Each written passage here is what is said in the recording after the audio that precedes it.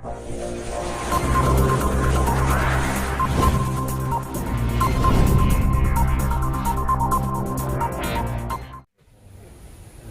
guys, welcome to my YouTube channel Attribution-Assam.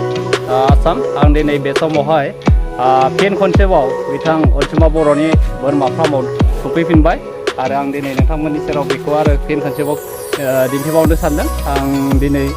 बोसोरसे जाबायमोन बिथांनि फार्माव फैयैया जिरायनो थाखाय जाय समाव आङो फार्स्ट ब्लग खालामनो फैदोंमोन बै न'आ इनकमप्लिटमोन बिथाङा आरो बेथिं नायलांबाय थानो हागोन नै बिथां Ansuma Boro बिथाङा बेयाव जिरायगासिनो दङ बिथांजों आं लोगो हमबोगोन आंनि सिगांनि जि मोनसे इउटुब ब्लग बानायदोंमोन बिथांखौ अलरेडि नुखाबाय आरो दिनै आं फिन बिथांखौ लोगो मोननानै मोजां नांदों आं दा बे समावहाय बिथांजों बिब्दि माखासे सोंलु बिब्दि सोङा खारन गिबि जि मोनसे आं ब्लग बानायदोंमोन बिथांजों आं माखासे सावरायखाबाय जास्ट आं बै समाव जेसेबांखिनि डेभेलप जादोंमोन आरो दायो बेसेबां डेभेलप बेखौसो आं नोंथांमोननि सिगाङाव दिनै दिन्थिलांगोन फारि फारि हानायखिनिखौ आं नाजागोन स' गाइस नायलांबाय थादो जानो हागौ गासिबो बोरमाया नैबे फिल्डआवनो दं आरो मा गोदान सोखो नायदो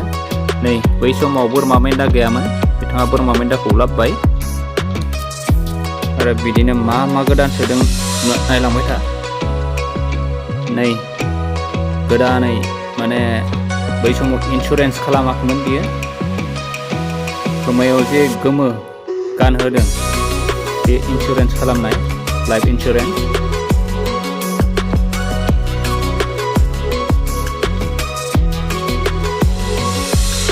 बा नैबे जि गिदिर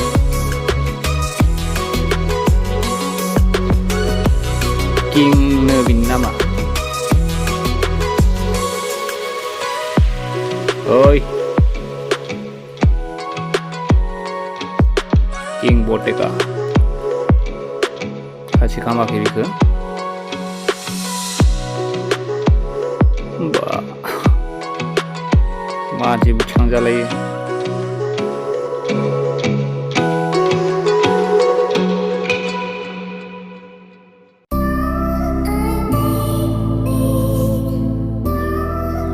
नै हेरो फार्स्ट टाइमनिफ्रायनो दङ बियो जा गिदिरखा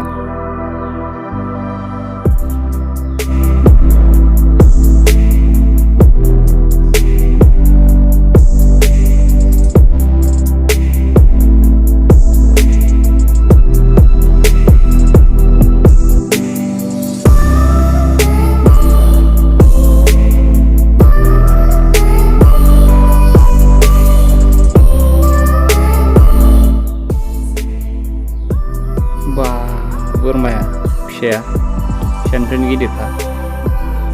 नै बोरमा मेन्दाया नैबेनो दां बिमाया बहुद जोलै जाबाय माथो बेनिनो फिसा गोजा